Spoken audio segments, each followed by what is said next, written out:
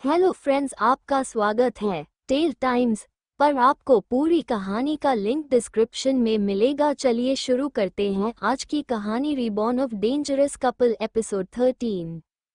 जैसे ही अंदर आता है तो सोफे पर उसे एक औरत बैठी हुई नजर आती है, जिसे देखकर उसके चेहरे पर एक मुस्कुराहट आ जाती है। वह औरत की तरफ बढ़ने लगता है, उसे औरत को पीछे से बाहों में भरकर अपने प्यार भरी आवाज में, आज का दिन सच में बहुत हंसने वाला था। ये सुनकर वह औरत उसके गालों पर हल्के से किस करते हुए, तो इसी वजह से तुम यहाँ पर आए हो। पूरे 5 दिनों के बाद तुम्हें ये रास्ता मिला है। वैसे आज मेरी याद कैसे आ गई तुम्हें? रणबीर अपने चेहरे पर मुस्कुराहट लिए, क्या करूँ, काम ही इतना था कि आराम मिल नहीं रहा है। और तुम तो जानती हो, एक बार में अगर काम करने में लग जाओ तो उसे बाहर निकलना मुश्किल है मेरे लिए। कहते कहते मुस्कराने लगता है। वही वो औरत मुंह बनाते हुए, सच में तुम्हें सबके लिए टाइम है, पर मेरे लिए बिल्कुल भी टाइम नहीं है। तुम जानते हो ना, मुझे 8वां महीना शुरू है और इस वक्त मुझे तुम्हारी बहुत जरूरत होती है, पर तुम हो कि। कहते कहते वह औरत शांत हो जाती है, तो वही रणवीर उसके साइड में बैठकर, मुझे पता है सब कुछ, और तुम्हारा गुस्सा भी जायज है, पर तुम्हें सोचो, इतने सारे प्रॉब्लम शुरू हैं और मेरी बेटी एमिली, उसकी भी शादी मुझे करनी पड़ रही है। सब कुछ हाथ से निकलता हुआ महसूस हो रहा है। बस कुछ वक्त, उसके बाद सब कुछ ठीक हो जाएगा। कहते कहते वह औरत को जैसे ही गले लगाने वाला था, वैसे ही वह औरत उसके सीने पर हाथ रखकर, पर कब तक रणवीर, कब तक मुझे तुम्हारे से सबसे छुपाते हुए रखोगे? आज नहीं तो कल मुझे दुनिया के सामने जाना तो होगा ना। तुम्हें पता है कितने महीने हो गए मैंने अपने घर वालों से बात नहीं की है। यहाँ तक कि मुझे डर लगने लगा है, कहीं किसी ने मेरा पेट देख लिया तो क्या होगा। कहते रहते हो उदास हो जाती है, तो रणवीर उसके दोनों गालों को पकड़कर, शलाका शांत हो जाओ, और मैं हूं ना तुम्हारे साथ। इतने दिनों तक किसी ने पूछा नहीं है, तो आगे भी कोई पूछेगा नहीं, और वैसे भी तुम्हारे घर वालों से मैं बात कर दूंगा। ये सुनकर शलाका अपनी आंखें छोटी छोटी करके, अब तुम घर वालों से क्या बात करें? क्या यही कि मैंने अपने असिस्टेंट के साथ रिलेशन में रहकर उसे प्रेग्नेंट कर दिया? क्या ये कि अपनी बीवी को धोखा देकर तुम मेरे साथ? रणवीर, तुम अच्छे से जानते हो इस रिलेशन के लिए मैं कभी भी राजी नहीं थी। तुमने ही मुझे ये सब मजबूर कर दिया है। कहते हुए वह अपना चेहरा दूसरी तरफ कर लेती है, तो रणवीर उसके दोनों गालों को पकड़कर, क्योंकि तुमने इस जानवर को इंसान बनाया है, और तुम अच्छे से जानती हो कि मेरे लिए तुम कितनी ज़्यादा इम्पोर्टेंट हो, और कहीं ना कहीं तुम भी तो मुझसे प्यार करती हो। अगर प्यार नहीं करती तो मेरे साथ इतने सालों तक कैसे रहती? कहते कहते वो उसकी आंखों में देखने लगता है, तो शलाका कुछ भी नहीं कहती। वही रणवीर उसे अपनी गोद में उठा लेता है, जिससे शलाका हैरानी भरी आवाज में, क्या कर रहे हैं? नीचे गिर जाऊंगी, छोड़ो, मैं चल सकती हूँ। अगर मैं गिर गई तो पता है ना क्या होगा? कहते हुए शलाका अपने पेट को सहलाने लगती है, तो रणवीर मुस्कुराते हुए, तुम्हें क्या लगता है मेरी उम्र बढ़ गई है तो मुझ में ताकत नहीं है? तुम अच्छे से जानती हूँ मेरा स्टैमिना, और वैसे भी मैं अपने बच्चों को बहुत ज़्यादा प्यार करता हूँ। तुम्हें टेंशन लेने की बिल्कुल भी ज़रूरत नहीं है। इस शलाका का कुछ नहीं कहती, वो बस उसे घूरने लगती है। वो दोनों ही कमरे में चले जाते हैं और खुद वॉशरूम की तरफ चला जाता है, जिससे शलाका मुस्कुराने लगती है। जब रणवीर वॉशरूम से बाहर आ जाता है, तो वो शलाका की तरफ देखने लगता है। शलाका भी उसे ही देख रही थी। रणवीर बिना देर किए उसके दोनों तरफ अपने दोनों हाथ रखकर उसकी तरफ झुकने लगता है, तो शलाका का अपना सर हिला देती है और उसके शर्ट को पकड़कर मुस्कुरा देती हैं। सुबह का वक्त, मल्होत्रा फैमिली में सभी लोग डाइनिंग टेबल पर बैठे हुए थे। तभी गायत्री रणवीर को ना देखते हुए देखकर सुगंध से, ये रणवीर कहाँ पर चला गया? अभी तक कम से वापस नहीं लौटा है। सुगंधा इस पर अपना सरना में हिलाते हुए, नहीं, वो अभी तक काम से वापस नहीं लौटे हैं। उन्होंने कहा है कि वो जल्दी ही आ जाएंगे। ये सुनकर आरुष हैरानी से, पर पापा काम कौन सा कर रहे हैं? जहाँ तक मुझे पता है मैंने सारे डिटेल्स चेक की थी, उनका एक्स्ट्रा वर्क कोई नहीं था।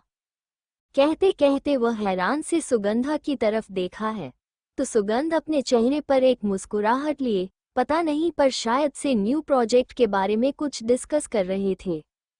इस पर आयुष कुछ नहीं कहता वो कनक की तरफ देखा है।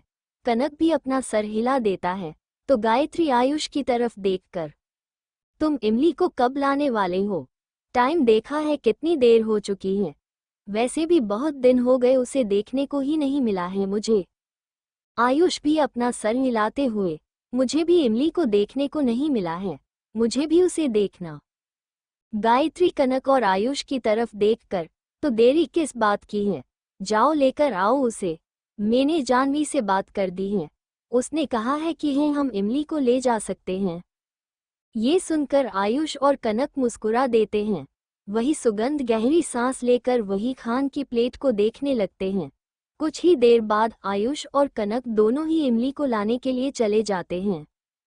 वही विक्रम के प्राइवेट विला में जब इमली अपनी आंखें खोलता है, तो उसको अपने शरीर से लेकर सर तक हद से ज्यादा दर्द महसूस हो रहा था। वो अपने सर दबाते हुए बेड पर बैठ जाती है। वो खुद से ही दर्द भरी आवाज में, आखिर यह सर और मेरा उतना शरीर दर्द क्यों कर रहा है? ऐसा लग रहा है किसी ने मुझे बहुत जोरों से पीटा है।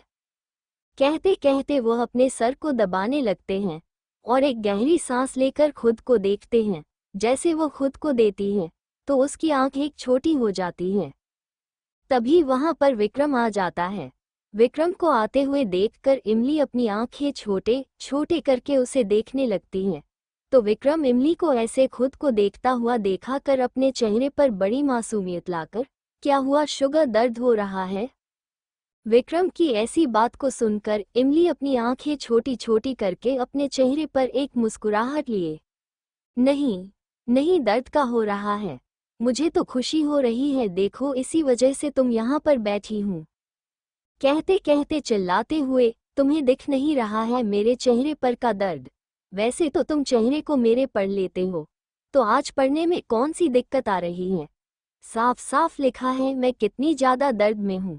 और तुम जानवर, शर्म नहीं आती, पूरे शरीर को मेरे नोच दिया है, तुमने कैसा हाल कर दिया है मेरा। जगह जगह मुझे सिर्फ और सिर्फ तुम्हारी काटने के निशान दिख रहे हैं। बेशर्म इंसान, इंसान भी हो या जानवर। कहते कहते वह शांत हो जाती है। फिर उसके चेहरे पर एक दर्द दिखने लगता है।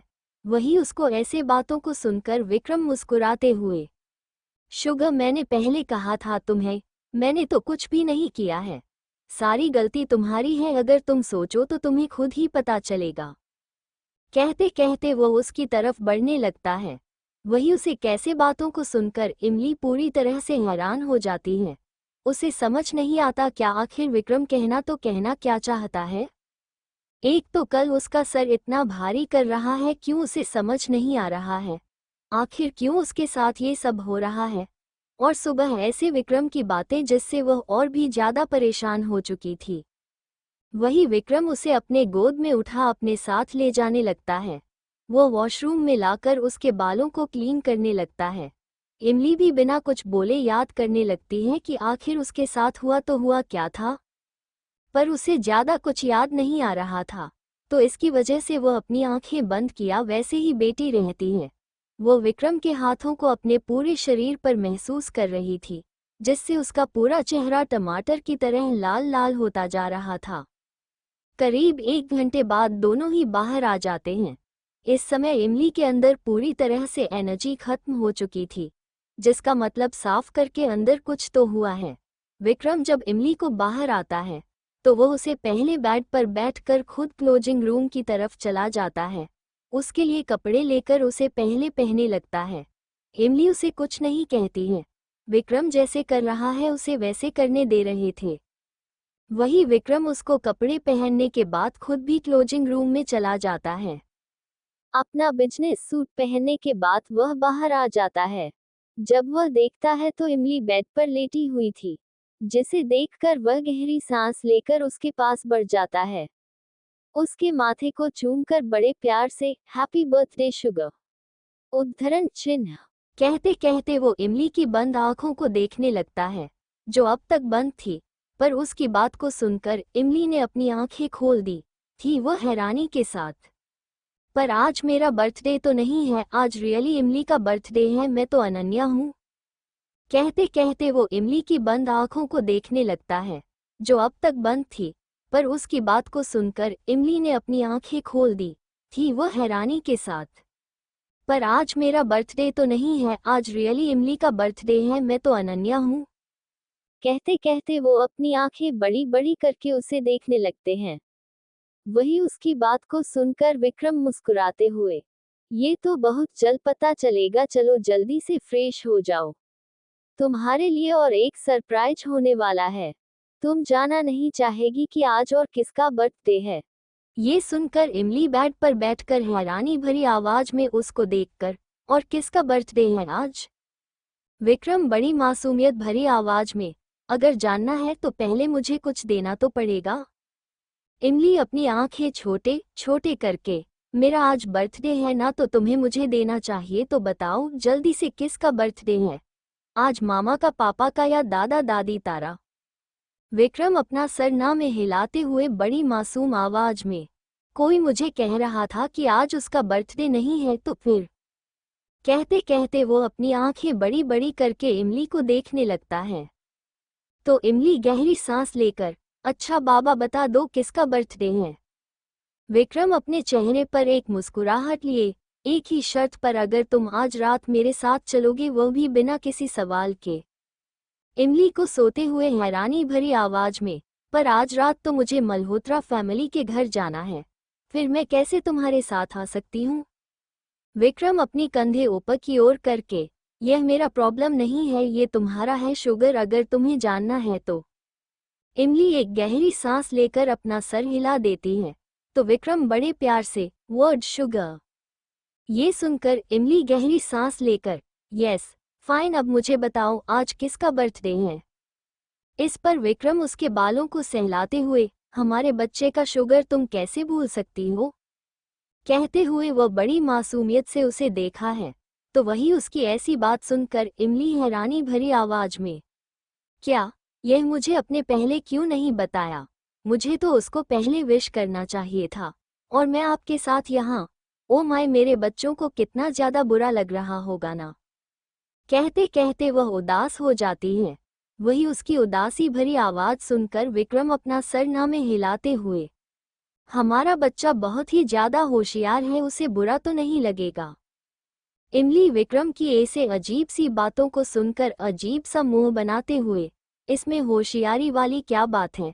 किसी को भी बुरा लग सकता, क्योंकि हर बच्चे की ख्वाहिश होती है कि पहला विश्व उसकी मामा ही उसे करे, पर मैं कहाँ पत्थर के सामने अपना सर फोड़ रही हूँ। कहते हुए वह अपना सर हिला देती हैं, और जैसे तैसे करके अपनी जगह से खड़ी होने लगती हैं।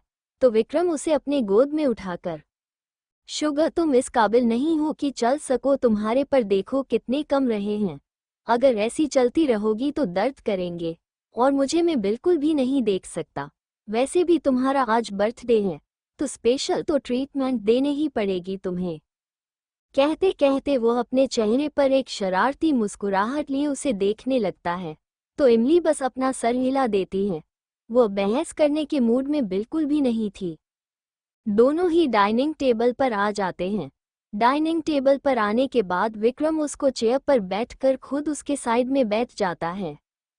इमली अपनी आंखें बंद करके गहरी सांस लेती है। तभी वो कुछ अजीब सा महसूस करती है, तो अपना सर ऊपर करके सामने एक फीमेल सर्वेंट की तरफ देखती है, जो विक्रम को ही देख रहा था। उसे ऐसे देखते हुए देखकर इमली को थोड़ा अजीब लगता है, पता नहीं कुछ गुस्सा आ जाता है। वो विक्रम का हाथ पकड़कर उसकी तरफ देखने लगती है। विक्रम भी हैरानी से उसे देख रहा था। उसे समझ में नहीं आ रहा था कि आखिर अचानक जिंदगी को हो तो हो क्या गया है। विक्रम इमली के हाथ पर अपना हाथ रखकर, शुगर लगता है तुम्हारी कल रात के एक्सरसाइज कम हो गई जो तुम्हें और सुबह सुबह चाहिए, पहले ब्रेकफास्ट कर लो फिर हम। विक्रम इसके आगे कुछ कह पाता उससे पहले ही इमली विक्रम के मुंह पर हाथ रखकर, बेशर्म इंसान थोड़ी तो शर्म करो, डाइनिंग टेबल पर हैं, और मैंने कब कहा कि मुझे कुछ चाहिए, बस हाथ तो रख दिया तुम्हारे हाथ पर, अब उसमें भी तुम ऐसे मीनिंग निकलना शुरू करोगे, तुम्हें हाथ भी नहीं रखूंगी तुम्हारे हाथ पर कभी। कहते हुए वो अपना हाथ जैसे ही उससे अलग करने वाली उससे पहले उसका हाथ करके पकड़ लेता है और बड़े प्यार से उसे सहलाते हुए, मैंने कब कहा कि तुम ऐसा हाथ नहीं रख सकती हो। तुम जहाँ चाहो जैसे चाहो वैसे हाथ रख सकती हो। मैं बिल्कुल भी मेरी शुगर को ना नहीं कहा है, पर तुम्हें से अचानक रखोगे तो किसी को भी तो हैरानी होगी ना। जो मिर्ची हमेशा तीखी बनी रहती है, वो आज मीठी मीठी कैसे बन सकती है। कहते हुए वो अपना सर मिला देता है। वही उसकी ऐसी बातों को सुनकर ही इमली उसके हाथ पर अपना हाथ मारते हुए, सच में तुमसे बात करना ही बेकार है। अब ये सब छोड़ो और यह बताओ कि हम लोग चलेंगे कब वहां तक। मुझे याद है तो दादी ने मुझे मल्होत्रा पैलेस में जाने के लिए कहा था कल, तो वो लोग में से कोई तो आ जाएगा मुझे लेने। ये सुनकर विक्रम अपना सर हिला देता है, पर कुछ कहता नहीं है।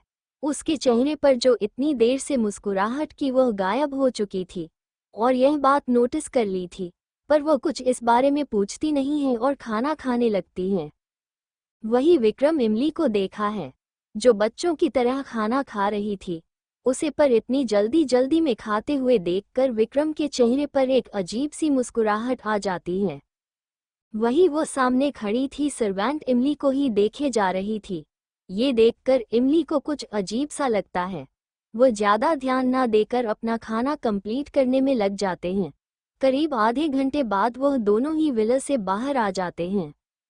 इमली की नज़र तो उसे फीमेल सर्वेंट पर थी, जो विक्रम को ही देखे जा रही थी।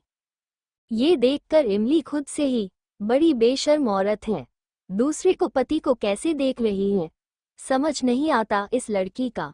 इसे पता है मेरा पति है, वो फिर भी ऐसे देख रही है जैसे अभी खा जाएगी। रुको मैं अब मजा चखाती हूँ। मन ही मन कहते हुए वो विक्रम की तरफ देखती है, जो किसी से बात कर रहा था। वह बिना देर किए विक्रम के स्लीव्स को खींचने लगते हैं, जिससे विक्रम उसकी तरफ देखने लगता है तो वह उसके गालों को पकड़ लेती है और नीचे झुकने का इशारा कर देती है। विक्रम भी वैसे ही करता है, तो भी इमली बिना देर किए उसके होठों पर अपने होठों को रखकर उसे किस कर देती है। ये किसी भी नहीं हो सकती, वो दोनों से तो एक दूसरे के लिप्स को टच करते हैं। वही विक्रम हैरान से इमली को देख रहा था। उसके हाथ से मोबाइल लगभग गिरने ही वाला था कि वह बिना देर किए उसे मोबाइल को अपने पॉकेट में डाले। इमली को खुद से अलग करने से पहले ही इमली के बालों को पकड़कर उसे के चेहरे को अपने चेहरे के बेहद नज़दीक कर देता है और बिना देर किए उसे पैशनेट के साथ किस करने लगता है, जिसे देखकर सभी अपना सर झुका लेते हैं। इसलिए उसे फीमेल सर्वेंट के वही इमली भी हैरान से विक्रम को देख रही थी, क्योंकि वह तो सिर्फ विक्रम के लिप्स को टच करने वाली थी, पर यहाँ तो विक्रम उसको पैशनेट के साथ किस किया जा रहा था। करीब 10 मिनट के बाद विक्रम इमली को छोड़ देता है। तब जाकर इमली की सांस में सांस आ जाती है और वह गहरी गहरी सांस लेने लगते हैं। इमली विक्रम को देखते हैं, जो उसे ही बेहद शरारत से देख रहा था। उसे ऐसे देखकर इमली जल्दी से अपना चेहरा दूसरी तरफ करके कर में बैठ जाती है, तो विक्रम भी मुस्कुरा देता है। वो अपनी नज़रें तिरछी करके इस फीमेल सर्वेंट को देखा है, जो इमली को जानलेवा आंखों से देख रहे हैं। ये देखकर वह सामने कर एक गार्ड की तरफ देखकर काम में बैठ जाता है। कुछ देर बाद दोनों ही पैलेस में आ जाते हैं। दोनों के आने के बाद इमली जैसे ही अंदर आती है, तो सामने उसे आयुष और कनक देखने को मिलते हैं। वह बिना देर किया उन दोनों के गले लग जाती हैं, तो आयुष और कनक भी उसे विश करने लगते हैं। तभी इमली को कुछ याद आ जाता है। वो उन दोनों से अलग होकर देवयानी की तरफ देखकर, माँ विश्व कहाँ पर है, वह नहीं दिखाई दे रहा है। देवयानी मुस्कुराते हुए ऊपर की ओर इशारा करते, वो अभी तक अपने कमरे में है, कमरे से बाहर नहीं आया है, यहाँ तक कि दरवाजा तक नहीं खोल रहा है। ये सुनकर इमली परेशान भरी आवाज में, क्यों उसने अभी तक दरवाजा नहीं खोला, क्या वो ठीक तो है? उसे तुम्हारा इंतजार है। उसने साफ साफ लफ्जों में कह दिया है कि जब तक तुम नहीं आओगे तब तक वो दरवाजा नहीं खोलेगा। कहते कहते वो अपना सर हिला देता है। वही उसकी बात को सुनकर इमली परेशानी होने लगती है। वो बिना देर किए सीढ़ियों की तरफ चली जाती हैं। वही कनक इमली को ऐसे जाते हुए देखकर देवयानी की तरफ देखकर, आंटी इमली किसकी बात कर रही थी? कनक के सवाल को सुनकर पीछे से आ रहा विक्रम अपने चेहरे पर मुस्कुराहट लिए, क्या बात है, आज साली और साला दोनों ही यहाँ पर? कुछ खास है या अपने जीजा से मिलने आए हैं? विक्रम की आवाज सुनकर कनक और आयुष उसकी तरफ देखने लगते हैं, जो सिंगल सोफे पर एक के ऊपर दूसरा पर डाले बैठा हुआ था। तभी वहां पर तारा और अग्नि भी आ जाते हैं। वो दोनों ही आयुष और कनक को देखकर वही एक सोफे पर जाकर बैठ जाते हैं। वही आयुष विक्रम की तरफ देखकर सोफे पर बैठे हुए, कुछ खास नहीं, आज बहन का बर्थडे है तो भाई लेने आया है, इसमें तो कोई प्रॉब्लम नहीं है ना मिस्टर वर्धा? विक्रम अपना सरनामे हिलाते हुए, नहीं साले जी, इसमें कोई प्रॉब्लम नहीं है मुझे, आप अपनी बहन को ले जा सकते हैं, पर अगर बहन को ले जाते वक्त जीजू को रिस्पेक्ट दे तो अच्छा ही होता है। हमेशा साले को जीजा की रेस्पेक्ट करनी चाहिए, नहीं तो आगे जाकर बहुत प्रॉब्लम हो सकते हैं। कहते हुए वो मुस्कुरा देता है, पर वही उसकी बात सुनकर आयुष कुछ नहीं कहता है। तभी वहां पर आ जाती है जानवी जी, वो दोनों को देखकर मुस्कुराते हुए, क्या बात है, आज तुम दोनों यहाँ पर? अच्छा हुआ आ गए हो, चलो कुछ खा कर जाओ। इस पर आयुष अपना सरनामे हिलाते हुए, नहीं दादी, इसकी कोई जरूरत नहीं, हम घर से ही ब्रेकफास्ट करके आए थे, वो इमली को ले जाने के लिए आए हैं। जानवी अपना सर हिला देती है। वो मुस्कुराते हुए कनक की तरफ देखकर, बेटा अब तुम कौन सी क्लास में हो और आगे का प्लान का बना रही हूँ? कहते कहते वह कनक के साइड में जाकर बैठ जाती है। तो कनक मुस्कुराते हुए, मैं अभी बिजनेस मैनेजमेंट के लास्ट ईयर में हूँ और फ्यूचर प्लानिंग तो कुछ डिसाइड नहीं किया है, सोच रही हूँ कि खुद का बिजनेस स्टार्टअप करूँ। जानवी कनक के बालों को सहलाते हुए, सच में यह आइडिया बुरा नहीं है, नहीं तो मेरा पोता तुम्हारे ही क्लास में है ना, उसे तो सिर्फ घूमने फिरना इसके अलावा कुछ आता नहीं है, कभी मैंने उसे भाई की मदद करते हुए देखा नहीं है, हमेशा ही अपनी मन की करता है। कहते कहते वह अग्नि की तरफ देखकर एक गहरी सांस लेते हुए, अगर ऐसे ही लक्षण रहे तो कभी जिंदगी में लड़की नहीं मिलेगी, कुंवारे ही बैठो रहोगे, मुझे तो टेंशन होने लगी है, तुम्हारी लड़की ढूंढते वक्त मैं उसे क्या कहेंगी कि लड़का बेरोजगार है, कुछ काम तो करता नहीं है। कहते हुए वह अच्छी खासी क्लास लेने लगती है अग्नि की। वही अग्नि बस सर नीचे करके बैठ जाता है और जानवी की बातें सुनने लगता है। वही उसे ऐसे सुनते हुए देखकर आपके चेहरे पर एक मुस्कुराहट आ जाती है। वही तारा भी कम मुस्कुराए नहीं जा रही थी। तभी वहां पर इमली विश्व को अपनी गोद में उठाए ले आ रही थी। इमली को ऐसे विश्व को गोद में ले आते हुए देखकर कनक हैरान हो जाते हैं। वो अपनी जगह से खड़ी होकर विश्व की तरफ बढ़ते हुए, वाह कितना क्यूट बेबी है ये, किसका? इमली। कनक के सवाल को सुनकर इमली को समझ नहीं आ रहा था कि वो क्या कहे। तभी विक्रम इसका जवाब देते हुए, हम दोनों का और किसका हो सकता है साली जी। ये सुनकर आयुष के हाथों में जो ग्लास था वो नीचे जमीन पर गिर जाता है। वो हैरानी भरी नजरों से उन दोनों को देख रहा था। वही कनक का भी रिएक्शन यही था। वो विक्रम की तरफ हैरानी से देख रही थी और इमली की तो हालात पूरी तरह से खराब हो चुकी थी। उसने यह एक्सपेक्ट नहीं किया था कि विक्रम सीधा सब कुछ बता देगा। आयुष इमली की तरफ देखकर, इमली यह सब है क्या, और यह बच्चा तुमने हमें बताया क्यों नहीं, और यह सब हुआ कब? आखिर ये सब है तो है क्या? क्योंकि तुम्हारी उम्र तो इतनी नहीं है कि तुम एक माँ बन सको। अगर माँ भी बन गई तो ये तो 3-4 साल का है, पर ऐसा नहीं हो सकता है शायद। कहते हुए वो विक्रम की तरफ देखकर, क्या तुम्हारी कोई पहली पत्नी थी जिसे ये बच्चा है? कहते हुए उसे देखने लगता है। वही इस सवाल को सुनकर सभी विक्रम की तरफ देख रहे थे, विक्रम बिना किसी इमोशन के साथ। क्या तुम्हें लगता है साले कि मैं तुम्हारे बाप जैसा हूँ? मेरी जिंदगी में एक ही लड़की की जगह हो सकती है, वर्धा हूँ मैं, मल्होत्रा नहीं। कहते हुए वो अपनी जगह से खड़ा हो जाता है। तो आयुष हैरानी भरी आवाज में, तो मुझे इस बारे में बताओ, तो आखिर ये सब है कहाँ, आखिर यह है किसका बेटा? विक्रम बिना किसी इमोशन के साथ, यह वक्त आने पर तुम्हें खुद ही पता चल जाएगा, फिलहाल तो तुम जिस काम के लाए हो वो करो, ज्यादा इन्वॉल्व होने की जरूरत नहीं है। कहते हुए वो इमली की तरफ देखकर, जाने से पहले कमरे में आ जाना। इतना कहकर लोग कहाँ से चला जाता है। वही उसके जाने के बाद आयुष सभी की तरफ देखने लगता है। तो देवयानी आयुष की तरफ देखकर अपने शांत आवाज में, बेटा वक्त आने पर तुम्हें सब कुछ पता चल जाएगा, फिलहाल तो शांत हो जाओ और इस बारे में किसी से तुम कुछ बोलो मत। आयुष ये सुनकर कुछ नहीं कहता। वो इमली की तरफ देखा है जिसे अपना सर झुकाया हुआ था। ये देखकर वो अपना सर हिला देता है। वही कनक भी विश्व की तरफ देखती है जो बहुत ही ज्यादा क्यूट लग रहा था। वो कुछ सोचकर विश्व की तरफ बढ़ने लगती है। विश्व की तरफ देखते हुए अपने प्यार भरी आवाज में, बेबी क्या मैं आपका नाम जान सकती हूँ? विश्व इमली की तरफ देखा है तो इमली अपना सर हिला देती है। इमली बड़ी प्यार भरी आवाज में, यह मेरी बहन है, तुम्हारी मौसी, कहते हुए उसके बालों को सहलाने लगते हैं। वहीं विश्व भी अपना सर हिलाते हुए अपने चेहरे पर एक मुस्कुराहट लिए, मेरा नाम विश्व है, कहते कहते वो मुस्कुरा देता है। वही कनक, वो जैसे ही मुस्कुराता है तो उसके गाल और भी ज्यादा गुलाबी होने लगते हैं और उन पर डिंपल आने लगते हैं, जिससे वो और भी ज्यादा खूबसूरत लग रहा था और क्यूट भी उतना है। वही कनक अपने हाथ आगे कर देती है तो विश्व कनक की गोद में चला जाता है, जिससे कनक उसके माथे को, उसके गाल पर, उसके होठों पर हल्का सा किस कर देती है। और यह पीछे खड़ा अग्नि देख रहा था। उसे सब कुछ ठीक लग रहा था, पर जब कनक का विश्व के होठों पर ऐसा किस करना देखकर उसे बहुत ज्यादा गुस्सा आ रहा था। वो बिल्कुल भी कनक को किसी और को किस करते हुए नहीं देख सकता था।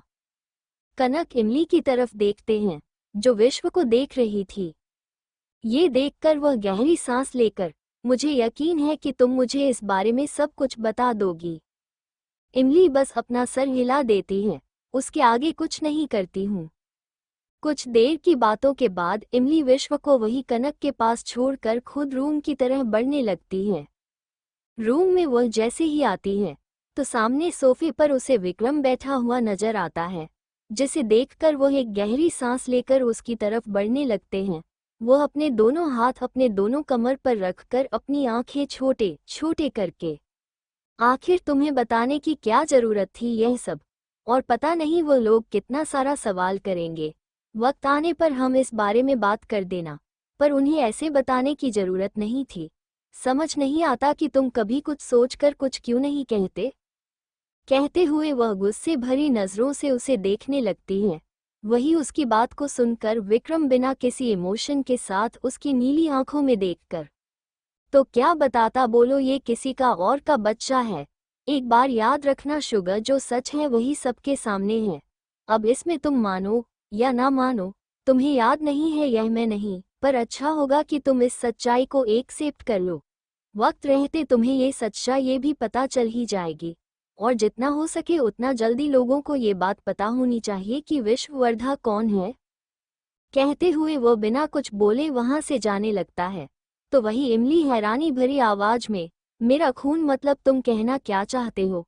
आखिर विश्व है तो है किसका बेटा? जहां तक मुझे याद है हम दोनों की तो शादी अभी अभी हुई है, तो फिर तुम ये सब, और उससे पहले ही तुमने मुझे विश्व को मिलाया था।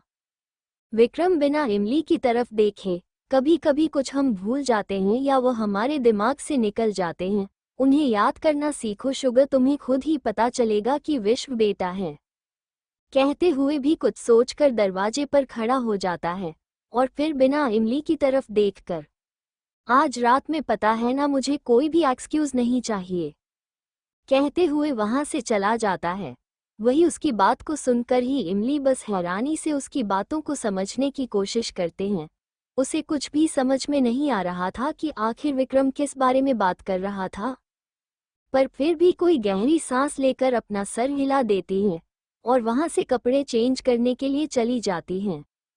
जब वो कपड़े चेंज करके रूम में आती है तो रूम उसे खाली नजर आता है।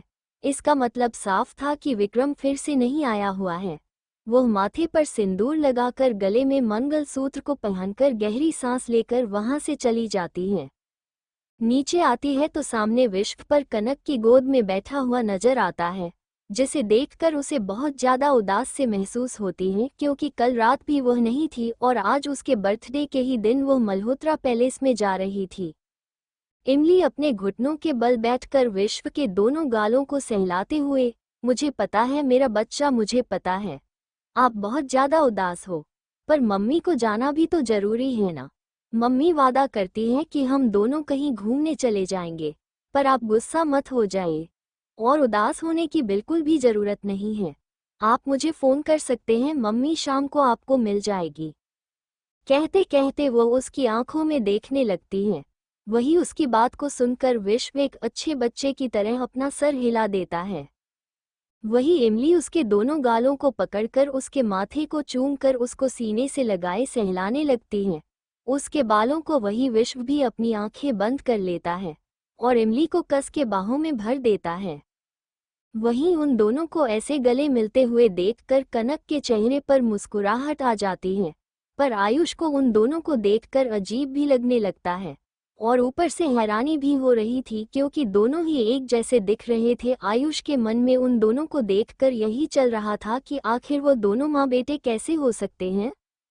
वही वह तीनों चले जाते हैं।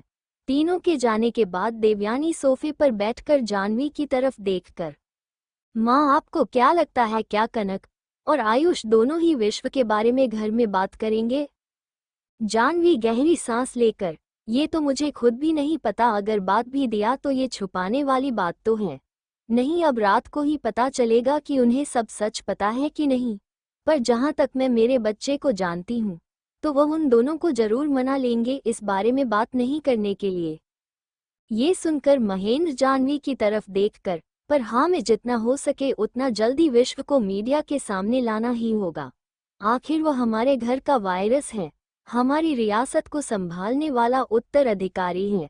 तुम भी जानती हो कि वर्धा परिवार की रियासत का उत्तराधिकारी बचपन में ही तय कर लिया जाता है।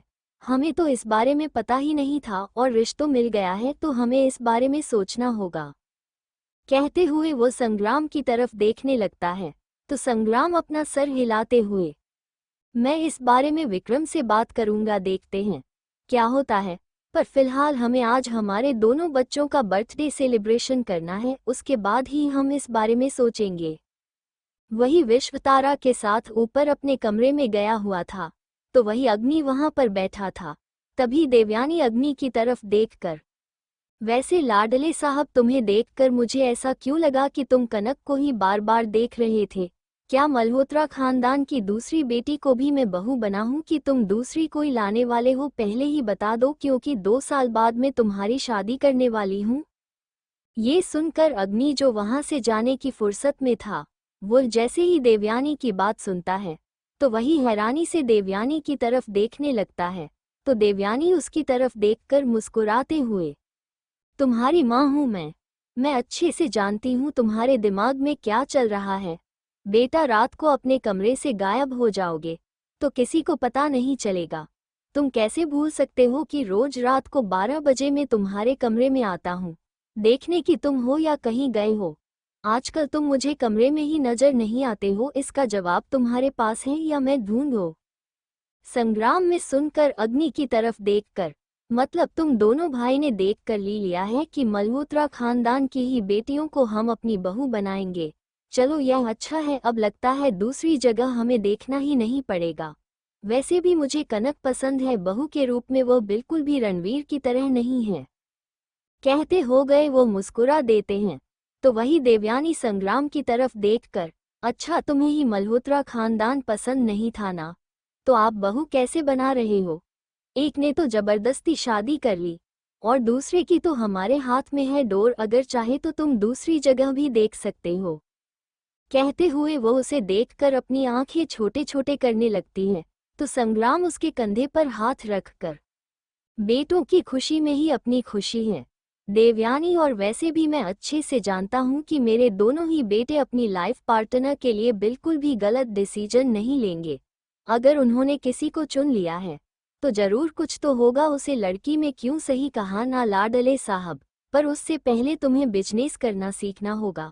एक अच्छे बिजनेसमैन जब तुम बनोगे तभी मैं इस बारे में सोचूंगा, नहीं तो। कहते हुए वो मुस्कुरा कर वहां से चले जाते हैं। वहीं उनकी बात को सुनकर अग्नि हैरान हो जाता है। वह घर वालों की तरफ देखा है तो वह सभी अपना सर हिलाकर वहां से जा रहे थे।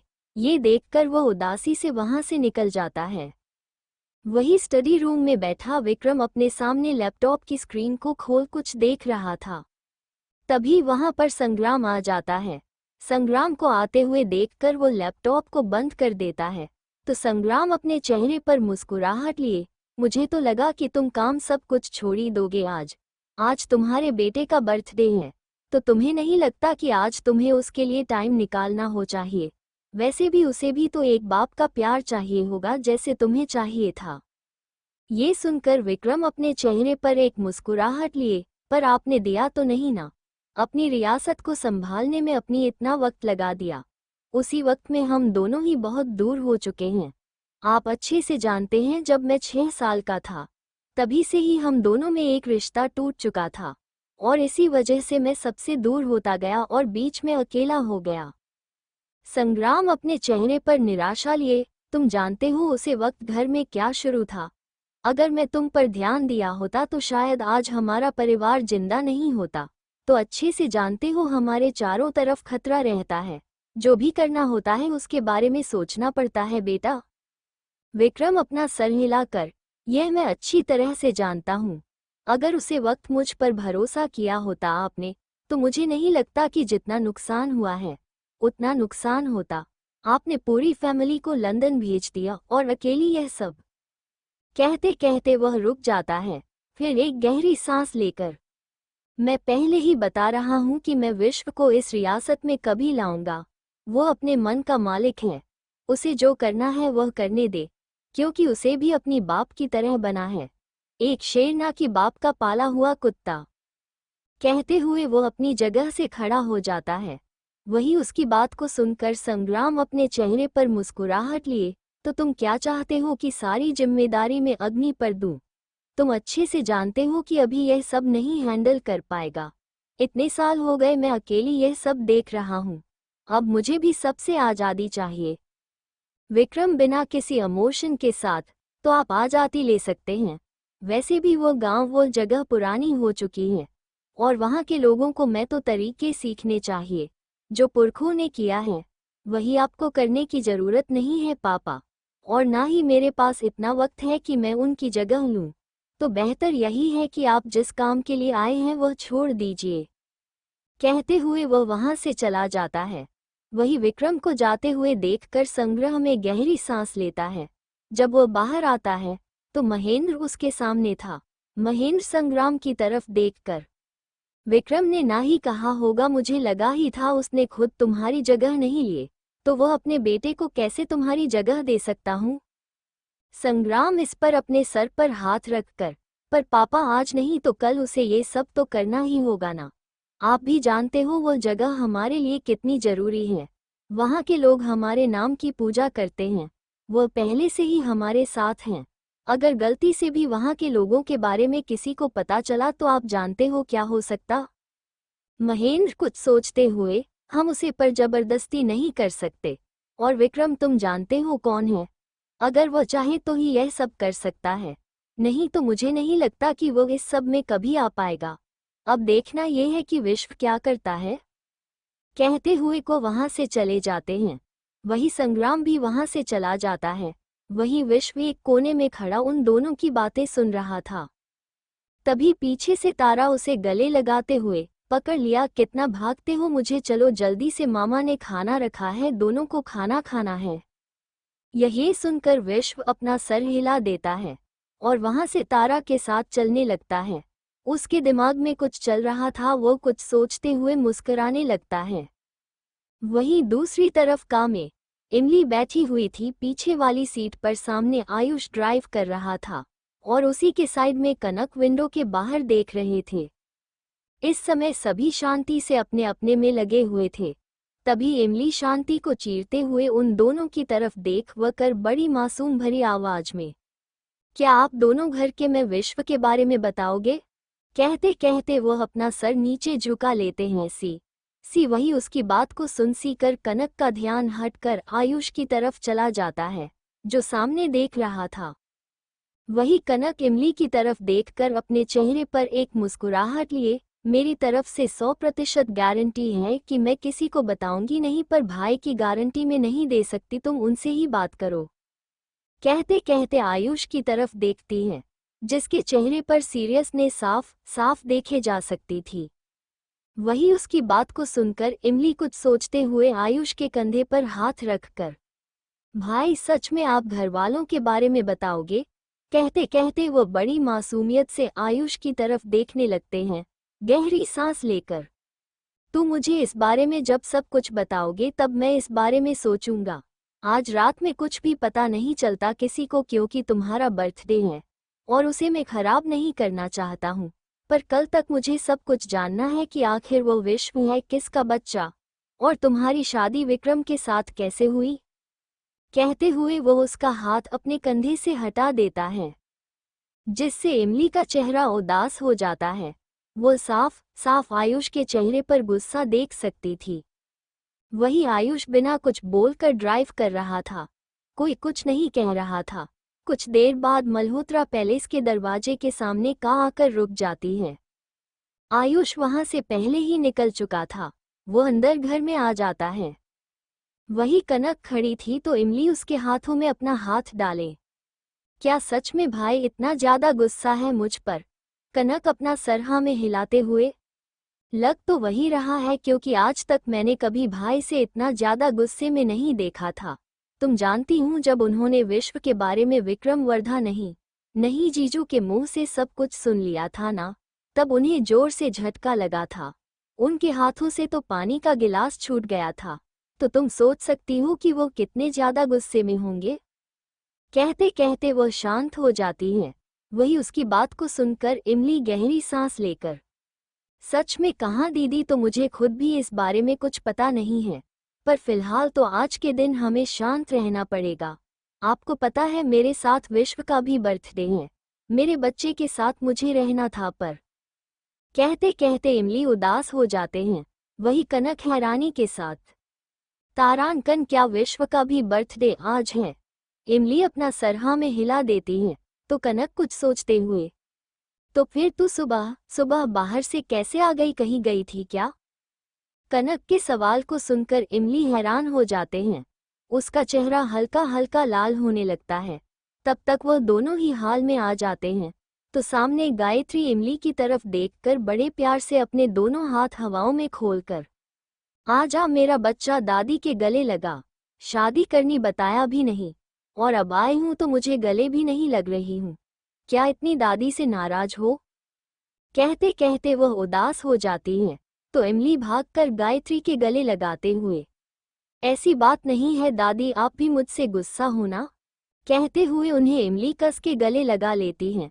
तब तक वहां पर सुगंध आ जाती हैं। वो ये सब देख रही थी, पर कुछ भी बोल नहीं रही थी।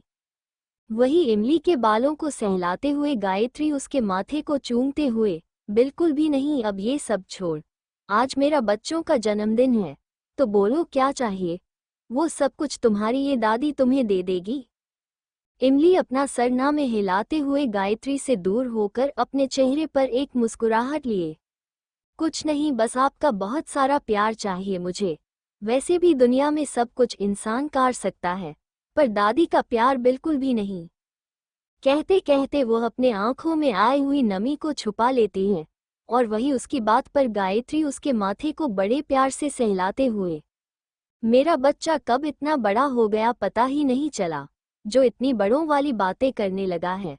थकाई होगी ना, जाओ फ्रेश हो जाओ, तब तक मैं तुम्हारे लिए अपने हाथों से कुछ बनाती हूँ। कहते कहते गायत्री वहां से चली जाती हैं। वही गायत्री के जाने के बाद कनक इमली की तरफ देखकर, तुम अपने कमरे में जाओ, फ्रेश हो जाओ, तब तक मैं गार्डन में जाती हूँ। कहते हुए कनकुस के कंधे पर हाथ रखकर वहां से चली जाती हैं। वही उसकी बात को सुनकर इमली बस अपना सर हिला देती है। वो कुछ सोचते हुए सीढ़ियों की तरह बढ़ने लगती हैं। सीढ़ियों की तरह बनने वाली थी कि तभी वो सुगंधा की तरफ देखती हैं, जो उसी को ही देख रही थी। वही सुगंध इमली को ऊपर से नीचे तक देखकर, वैसे अच्छा किया शादी की, नहीं तो मुझे लगा था कि पूरी जिंदगी तुम्हारा ये चेहरा देखना पड़ेगा, मुझे मानना पड़ेगा अपनी माँ की ही तरह तुमने अमीर इंसान को ही फंसाया। वैसे जान सकती हूँ शादी से पहले कुछ था क्या? तुमने बिना कुछ बोल ऐसे अचानक से शादी कर ली? मुस्कुराते हुए सुगंधा वहां से जाने वाली थी कि तभी इमली पीछे से ही उनकी पीठ को देखकर, आपकी पीठ के घाव कैसे हैं, ठीक तो है ना? इमली के सवाल को सुनकर सुगंध हैरानी से इमली की तरफ देखने लगती है, तो इमली मुस्कुराते हुए, अक्सर इंसान कुछ छुपाने के चक्कर में खुद को बहुत दर्द पहुंचना है मिसेस मल्होत्रा। आपको मुझे देखकर गुस्सा आ रहा है। आप जितना चाहे उतना गुस्सा कर सकती हैं, पर अपने दर्द को लोगों के सामने आए जिंदगी भर से सहती रहेंगे ना तो पूरी जिंदगी नरक बन जाएगी आपकी। कहते हुए वो वहां से चली जाती है। वही इमली की बात सुनकर सुगंधा पूरी तरह से हैरान हो जाते हैं। वो हैरानी के साथ खुद से ही, आखिर इसी मेरे घाव के, नहीं अगर इसी सब पता चला, अगर इसने किसी को कह दिया, बिल्कुल भी नहीं, मुझे इसका मुंह बंद करना ही होगा, नहीं तो ये पूरा परिवार टूट जाएगा। कहते कहते वह वहां से परेशान होकर चली जाती है। वही इमली ले फ्रेश होकर बेड पर बैठ जाते हैं। कमरे को देखकर वह गहरी सांस लेकर वही बेड पर लेट जाती हैं। लेटने के बाद वह अपनी आंखें बंद करके गहरी सांस लेकर खुद से ही, अब जितना हो सके उतना जल्दी मिस्टर मल्होत्रा का सच मुझे सबके सामने लाना होगा। आखिर सबको पता होना चाहिए कि वो अपनी बीवी को कितना ज्यादा टॉर्चर करते हैं।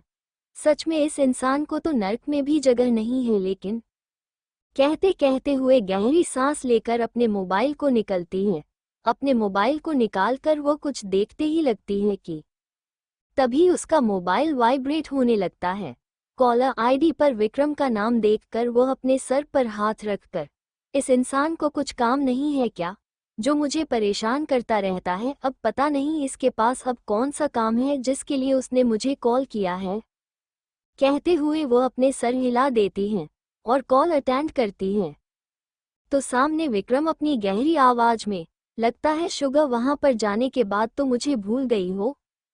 विक्रम की ऐस बड़ी ही अजीब सी बात को सुनकर इमली अजीब सा मुंह बनाकर, मतलब मैं कुछ समझी नहीं। विक्रम बड़ी अजीब सी मुस्कुराहट लिए बड़ी मासूम आवाज में, तो तुमने मुझे कॉल क्यों नहीं किया शुगर? विक्रम की ऐसी बातों को सुनकर इमली को झटका पर झटका लग रहे थे। वो अपनी आंखें हैरानी से बड़ी बड़ी करके, तुम ठीक तो हो? तुमने कोई नशा तो नहीं किया है या खुली आंखों से तुम्हें नींद आती है, जो ऐसी बड़ी ही अजीब से बातें कर रहे हो? मुझे समझ नहीं आ रहा है कि तुम ऐसी बातें कैसे कर सकते हो। अब सीधा सीधा बोलो, क्या काम है? विक्रम, जो केबिन के बने ग्लास वॉल के सामने खड़ा था, इस समय उसके 2 उंगलियों में सिगरेट मौजूद थी जिसके वो कश ले रहा था। वो सामने मुंबई को देखकर, कुछ नहीं, बस ये जानना था कि रणवीर मल्होत्रा ने तुमसे कुछ कहा तो नहीं ना? अगर उसने तुम्हें कुछ भी कहा या तुम्हारे साथ कुछ भी किया तो मुझे कॉल करना शुगर। अगर गलती से भी मुझे किसी और के मुंह से ये सब पता चला तो तुम जानती हूं ना, मुझे गुस्सा बहुत जल्दी आता है। कहते हुए कॉल कट कर देता है। तो वही इमली मोबाइल को देखते हुए खुद से ही अपने सर पर हाथ रखकर, यह इंसान ना मुझे पागल कर देगा, कुछ होने से पहले ही धमकी दे देता है, तो होगा क्या? वैसे भी इससे बात करके तो मुझे गुस्से पर गुस्सा आने लगा है। पता नहीं पूरी जिंदगी में इसके साथ कैसे रह पाऊंगी। कहते कहते हुए गहरी सांस लेकर वहां से नीचे गार्डन की तरफ बढ़ने लगते हैं। वो गार्डन की तरफ जा ही रही थी कि तभी उसे रणवीर मिलता है, जो उसके सामने हिस्से ही आ रहा था। उसे देखकर वो उसे इग्नोर करके जाने ही वाली थी कि तभी रणवीर इमली की तरफ देखकर, मुझे तुमसे कुछ बात करनी है। रणवीर की बात सुनकर पहले तो इमली को बहुत ज्यादा गुस्सा आ जाता है, पर फिर भी वो अपने चेहरे पर एक जबरदस्ती मुस्कुराहट लेकर, मुझे कुछ काम है मिस्टर मल्होत्रा, मैं उसके लिए जा रही हूँ, हम बाद में बात कर लेंगे। कहते होंगे वह जाने वाली थी कि रणवीर उसका हाथ पकड़कर उसे देखते हुए, अपना एटीट्यूड अपने पास रखना, तुम जानती हो कि तुम हो कौन, और मुझसे अगर तुमने ऐसी बात करने की सोची भी। विक्रम इसके आगे कुछ बोल पाता उससे पहले ही इमली उसके हाथ को अपने हाथ से दूर करके उसकी आंखों में देखकर, देखिए मिस्टर मल्होत्रा, अगर आपको बात करनी है तो आप बिना छुए भी बात कर सकते हैं। मुझे आपके टच से बहुत ज़्यादा घिन आती है, और वैसे भी आपको जो करना है वो कर सकते हैं। मैं आप कोई डरती वरती नहीं हूँ।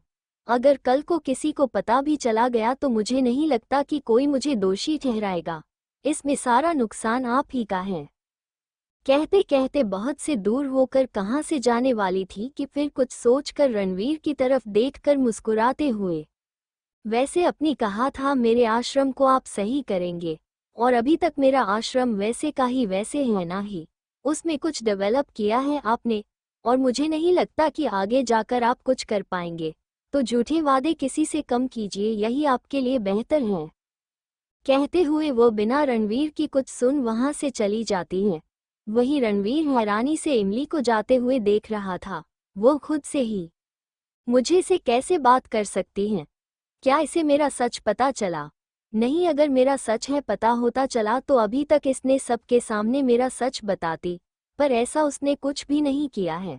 मुझे जितना जल्दी हो सके उतना जल्दी अपना काम निकालना होगा, नहीं तो बहुत प्रॉब्लम हो सकता है। पहले ही यह सब काम मुश्किल हो रही है जो आप और आ रही हैं।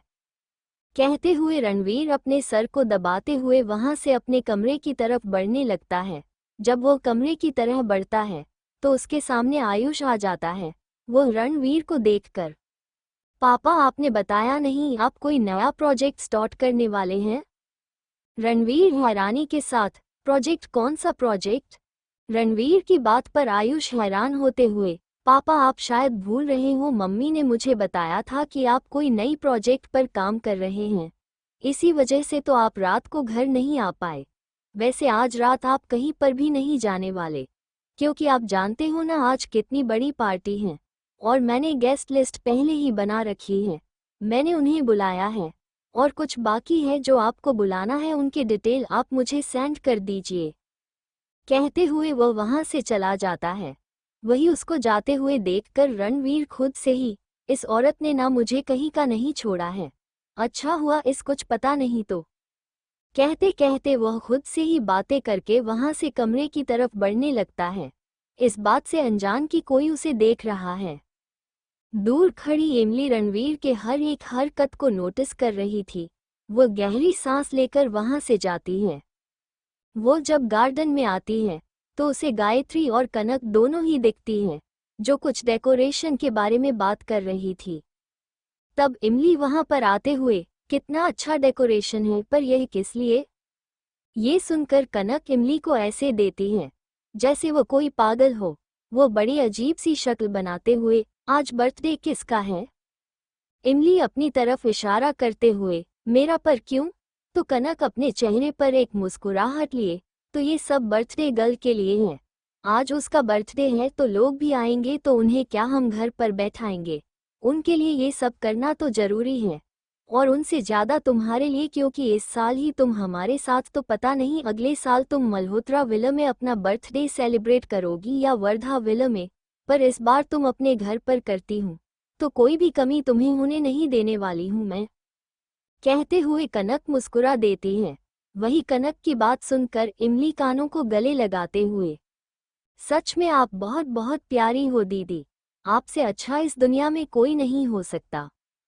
ये सुनकर कनक अपनी आंखें छोटी छोटी करके, अब हो गया तो जल्दी से चल, मेरी थोड़ी बहुत मदद कर ले।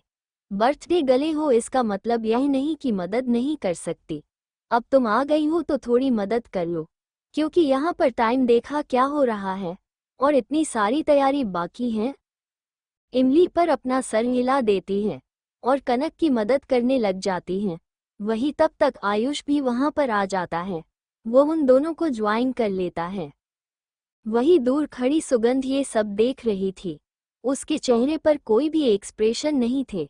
वो गहरी सांस लेकर वहां से जाने ही वाली थी कि तभी गायत्री वहां पर आते हुए, कितने प्यारे लग रहे हैं ना बच्चे एक साथ, काश ये नज़र में हर रोज देखती, पर शायद नसीब में कुछ और ही लिखा था। अब भगवान से यही दुआ करोगी उनकी जिंदगी में आप खुशियां आ जाए। क्यों सही कहा ना सुगंधा बेटा? सुगंधा इस पर अपना सर हिला देती हैं। वो कुछ नहीं कहती, वह सामने अपने दोनों बच्चों को देखने लगते हैं, और बीच बीच में इमली को भी। सच में वह तीनों बहुत ही ज्यादा प्यारी लग रहे थे। ऐसा लग रहा था उसके सामने कोई 5-6 साल के बच्चे खड़े हैं। कोई गहरी सांस लेकर वहां से चली जाती है। वही शाम का वक्त हो जाता है। मल्होत्रा पैलेस जो आज पूरी तरह से दुल्हन की तरह सजाया हुआ था। बाहर बहुत सारी काज मौज होती और कुछ लोग वहां पर आते जा रहे थे। वही रणवीर मल्होत्रा और उसकी पत्नी सुगंध मल्होत्रा वह सभी आए हुए गेस्ट का वेलकम कर रहे थे। दोनों ऐसे भी है प्यार कर रहे थे कि उन दोनों के बीच बहुत गहरा प्यार है। सुगंधा ने अपना हाथ रणवीर के हाथों में डाला हुआ था और रणवीर बार बार सुगंधा की तरफ देखकर मुस्कुराए जा रहा है।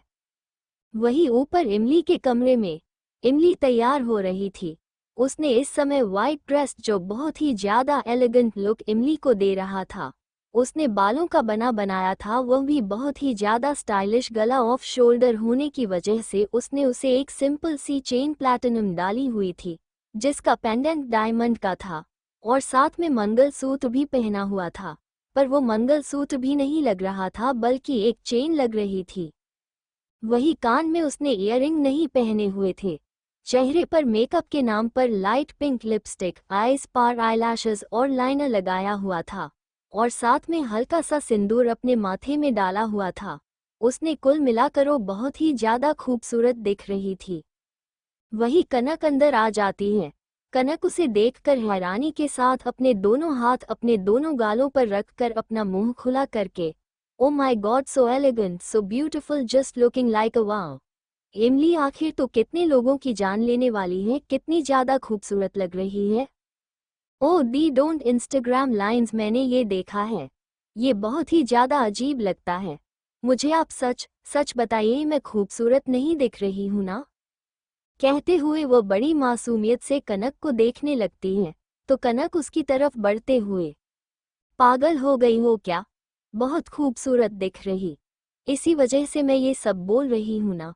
वैसे भी तुम जितना मेकअप कम करती हो ना उतना ही ज्यादा तुम खूबसूरत लगती हो, क्योंकि तुम तो नेचुरल ब्यूटी हो। तुम्हें कहाँ मेकअप की जरूरत है? मेकअप की जरूरत तो मुझे है। कहते हुए वो अपने दोनों गालों पर हाथ रखकर बड़ी मासूमियत से इमली को देखने लगती है। तो इमली कनक की तरह बढ़ते हुए, बिल्कुल भी नहीं, आप तो बहुत ज्यादा खूबसूरत लग रही हूँ। अगर देखा जाए तो आपका ड्रेस ना मुझे बहुत ज्यादा पसंद आया, कितना कंफर्टेबल है और मेरे ये कितना फिटिंग लग रहा है। ये सुनकर कनक हैरानी के साथ, तुमने ये ड्रेस ट्राई नहीं किया था? ये तो तुम्हारा ही नाम से आया था, मुझे लगा कि तुमने मंगवाया होगा। इमली अपने ड्रेस को देखकर, बिल्कुल भी नहीं, मैंने तो कुछ शॉपिंग भी नहीं की थी बर्थडे की, मुझे तो पता भी नहीं था कि मेरा बर्थडे।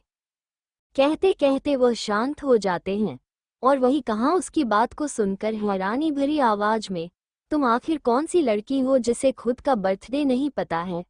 इमली, सच में तुम बहुत अजीब होती जा रही हूँ। अब ये सब छोड़ो, बहुत ही ज्यादा टाइट है, पर देखा तो नहीं रहा है, क्योंकि जहाँ तक मैं इस ड्रेस को देखा है तो यह ऐसे ही पहना जाता है, बहुत ही ज्यादा खूबसूरत लग रहा है। कहते कहते वो उसे मिरर के सामने खड़ा करते हुए, सच में ये बहुत ही ज्यादा खूबसूरत लग रहा है। ऐसा लग रहा है कि तुम्हारे लिए स्पेशली बनवाया गया है और इतना टाइट जरूरी है, नहीं तो ये पूरी तरह से खराब देखेगा। अब ये सब छोड़ो और मेरे साथ चलो। तुमने हील्स तो पहनी नहीं हो कि चलो मैं तुम्हें पहनती हूँ। इमली हैरानी के साथ कनक को देखकर, दी हील्स नू, पहले से ही यह ड्रेस इतना फिटिंग है, ऊपर से हील्स, ये पक्का मैं पार्टी में गिर जाऊंगी। इससे अच्छा मैं कुछ स्लीपर्स वगैरह पहन लेती हूँ, वैसे भी इसमें कहाँ दिखने वाला है। कहते हुए वो ड्रेस को ऊपर की ओर करके अपने पैरों को दिखाने लगते हैं तो कनक उसे आंख ही दिखाते हुए, बिल्कुल भी नहीं, तुम्हें हील्स तो पहनी है, इसके बिना ये ज्यादा अच्छा नहीं लगेगा। अब जल्दी से इसे पहन लो क्योंकि बहुत ज्यादा लेट हो चुका है, दादी कब से तुम्हारा इंतजार कर रहे हैं। कहते हुए वो उसे हील्स पहनने लगते हैं। वही इमली रोने वाली शक्ल बनाकर पहनने लगते हैं। जब अपनी जगह से खड़ी होती है तो वह लगभग गिरने ही वाली थी, पर कनक उसका हाथ पकड़ लेती है क्योंकि इमली को हिल्स में चलना बिल्कुल भी नहीं आता था और ऊपर से यह हिल्स बहुत ज्यादा ऊंची थी। जिससे इमली को और भी ज्यादा चलने में तकलीफ हो रही थी। पर फिर भी वही गहरी सांस लेकर जैसे तैसे करके हाथ पकड़कर सीढ़ियों की तरह बढ़ने लगते हैं। वो सीढ़ियों पर जैसे ही खड़ी होती हैं तो सभी उसकी तरफ देखने लगते हैं, जिससे इमली बहुत ही ज्यादा अनकंफर्टेबल हो जाती है। इमली जब उन सभी को देखते हैं तो कनक का हाथ कस के पकड़ लेती हैं। तभी वहां पर आयुष आ जाता है। वो अपना एक हाथ आगे कर देता है तो इमली अपना सर हिला देती है और आयुष के हाथों में अपना हाथ डाल लेती है। कनक भी आयुष के दूसरे हाथ में अपना हाथ डाल देती हैं। तीनों ही सीढ़ियों से नीचे आने लगते हैं। सभी उन्हें देखकर सिर्फ देखते ही रह जाते हैं। खास करके उंगली को सबकी नजरें तो इमली पर जैसे तैरती गई थी। उसकी नीली आंखें बहुत ही ज्यादा खूबसूरत लग रही थी, जो चमक रही थी। वही इमली धीरे धीरे करके नीचे नीचे आ रही थी। जब वो नीचे आती है तो गायत्री उसको गले लगा लेती है। वही इमली भी गायत्री को कस के गले लगा लेती है। गायत्री इमली के दोनों गालों को पकड़कर बड़े प्यार से, सच में मेरा बच्चा तो बहुत ही ज्यादा खूबसूरत लग रहा है, किसी की नजर ना लगे मेरे बच्चे को। ये सुनकर आयुष और कनक दोनों ही दादी की तरफ देखने लगते हैं।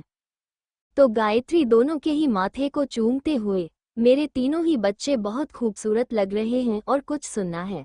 चलो जल्दी से, मेहमान आए हैं, सबसे मुझे मिलवाना भी है तुम्हें सभी को। कहते हुए कुछ सोचकर आयुष की तरफ देखकर, आयुष बेटा वर्धा फैमिली अभी तक आए नहीं है, 8 बजे चुके हैं। आयुष इस पर अपना कर हिलाते हुए, मैंने दादी उनको इनविटेशन तो सुबह ही दिया था और टाइमिंग भी बताया था, शायद वो लोग लेट आ रहे होंगे, एक बार मैं उनसे कॉल करता हूँ। आयुष की बात पर गायत्री अपने सर हिला देती हैं और कनक और इमली को अपने साथ ले जाने लगती हैं। तभी वहां पर रणवीर आ जाता है। रणवीर इमली को देखकर उसके हाथों को पकड़कर बड़े प्यार से चूमते हुए उसे गले लगाने लगता है। ये देखकर इमली धीरे से, इतना भी नाटक मत कीजिए मिस्टर मल्होत्रा जी, जब लोगों को सच्चाई पता चलेगी तो गलतफहमियां बती जाएगी। कहते हुए वह रणवीर से अलग होकर उन्हें देखकर मुस्कुराने लगती है। तो रणवीर उसके बालों को हल्के हाथों से सहलाकर उसके गालों को पकड़ते हुए, कभी कभी कुछ चीज करनी पड़ती है, तभी तो प्यार देखा है बच्चा, तुम अभी इस खेल में नई हो, कुछ पता नहीं है, फिलहाल तो पार्टी एंजॉय करो। कहते हुए वो अपने कुछ दोस्तों से मिलने को मिलवाने लगता है। वही इमली भी अपने चेहरे पर मुस्कुराहट लीजिए सभी की तरफ देख रही थी, बातें कर रही थी, सभी को अच्छा लग रहा था। वो 20 साल की होने वाली थी। उसकी बात करने का तरीका बहुत ही ज्यादा प्रोफेशनल था, जिससे वो सभी हैरान हो चुके थे। वही इमली सबसे बात कर रही थी कि तभी उसके दिल की धड़कन बढ़ने लगती है, क्योंकि गेट पर आ जाते हैं वर्धा फैमिली के सभी मेंबर्स, एक एक करके आने लगते हैं, जिससे सभी शांत हो जाते हैं और सबके चेहरे पर हैरानी साफ साफ देखी जा सकती थी। किसी को भी यकीन नहीं हो रहा था कि वर्धा फैमिली आज मल्होत्रा फैमिली के घर आए हैं, दूसरे का चेहरा देख रहे थे। तभी वहां पर गायत्री उनका वेलकम करने के लिए चली जाती हैं। वो जानवी के गले लग जाती हैं, देवयानी की भी गले लगते हैं। देवयानी मुस्कुरा देती हैं। वही रणवीर को ना चाहते हुए भी उन सभी से मिलना पड़ता है। सुगंध भी वहां पर चली जाती हैं। वही इमली जैसे ही पीछे मुड़ती है तो उसे वहां पर विक्रम और ना ही विश्व देखा है, जिसे देखकर वो खुद हैरान हो जाती हैं। तभी वहां पर आ जाती है तारा। तारा इमली को गले लगाते हुए, सच में आज तो तुम बहुत ही ज्यादा खूबसूरत लग रही हूँ, पर आज भी तुम्हारा ड्रेस मुझे भाई से मैचिंग लग रहा है, क्योंकि भाई ने आज ब्लैक कलर का आउटफिट पहना है और विश्व ने भी, दोनों ने एक जैसे ही आउटफिट पहने हैं। मुझे लगे था कि तुम्हारा भी कुछ मैचिंग होगा। ये सुनकर इमली पीछे देखते हुए, पर ये सब है कहाँ, दिख क्यों नहीं रहे हैं, विश्व कहाँ पर है और तुम्हारा खड़ूस भाई? पीछे से अग्नि आते हुए, वह तो किसी काम से बाहर गए हैं और विश्व भी उनके साथ गया है, तो तुम्हें अकेले ही अपना इस बर्थडे का केक काटना पड़ेगा। वैसे कितनी बोरिंग पार्टी है छिपकली, कोई अच्छी पार्टी नहीं रख सकते थे क्या? कहते कहते वह इमली की तरफ देखकर, वैसे आज सफेद कपड़ों अव्वल दर्जे की चुड़ैल दिख रही हूँ, और ऊपर से तुम्हारी यह बाल, ऐसा लग रहा है कि किसी चिड़िया का घोंसला है। कुछ तो सही से पहन लेती हूँ, पर चलो क्या कर सकते हैं, तुमसे उम्मीद भी नहीं थी। ये सुनता इमली अपने दोनों हाथ कमर पर रखकर, देवर जी अगर ज्यादा कुछ बोला ना तो सच में तुम्हारी शादी में इस घर में कभी नहीं करवाऊंगी। मैं सोच रही हूँ कनक दी की शादी में अपने दोस्त से करवा दूं। वैसे भी वो दोनों मुझे एक दूसरे के लिए परफेक्ट नजर आ रहे हैं। क्या कहते हो अगर मैं दादी से ये कह दिया। कहते कहते वो बड़ी मासूमियत से अग्नि को देखने लगती हैं। तो अग्नि अपनी आंखें छोटे छोटे करके, तुम मुझे धमकी दे रही हो। इमली अपना सरना में हिलाकर बड़ी मासूमियत से, नहीं नहीं, मैं और अग्नि वर्धा को धमकी, इतनी हिम्मत कहाँ इमली मल्होत्रा। पर हाँ, इमली वर्धा की इतनी हिम्मत है कि वह अपने देवर को धमकी दे सकती हैं। और मैं ऐसा कर भी सकती हूँ। अगर तुमने मुझे सॉरी नहीं बोला, और वैसे भी तुमने मुझे बर्थडे विश नहीं किया है, और ना ही मुझे कोई गिफ्ट दिया है, तो बोलो मुझे क्या गिफ्ट दोगे। वैसे भी तुमने मेरा शगुन भी नहीं दिया है। दो गिफ्ट तुम्हारे पास अभी है, वह कब दोगे मुझे। ये सुनकर अपने मुंह बनाते हुए, कितनी लालची लड़की हो। इतने पैसे मेरे भाई के होने के बावजूद भी मुझे गरीब के पास तुम ऐसी उम्मीद रख रही हो, जो कभी पूरी नहीं होगी। मैं अपनी बहन को कोई गिफ्ट नहीं देता, तो तुम्हें कौन सा गिफ्ट देने वाला हूँ। चुपचाप से अपना मुंह बंद करो। वैसे भी बर्थडे में यहाँ पर आया हूँ, वही बड़ी बात है।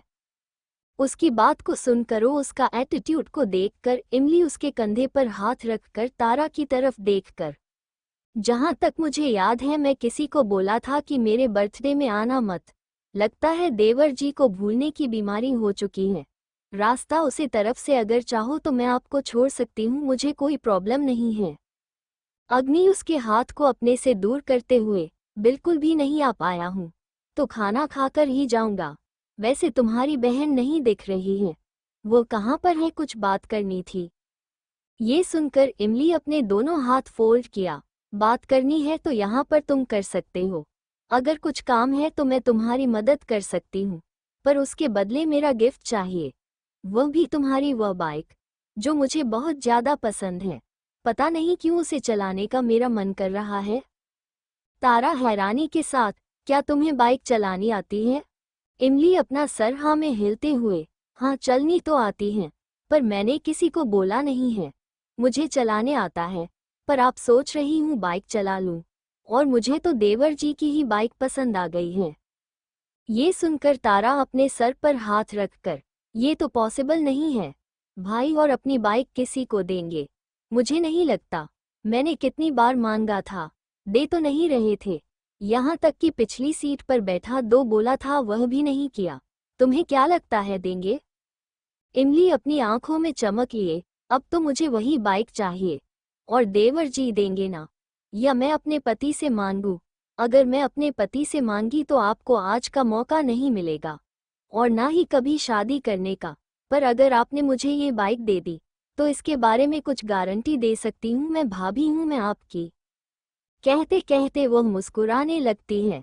वही उसकी बात सुनकर अग्नि अपनी आंखें छोटे छोटे करके उदासी भरा नाटक करते हुए, मुझे पता नहीं मेरे भाई ने कौन सा नशा किया था उसे वक्त, जो उनकी आंखों के सामने अंधापन आ गया, जो तुम जैसे छिपकली से शादी कर ली। लालची कही कि, थोड़ी तो शर्म करो, मेरी बाइक मांग रही हूँ।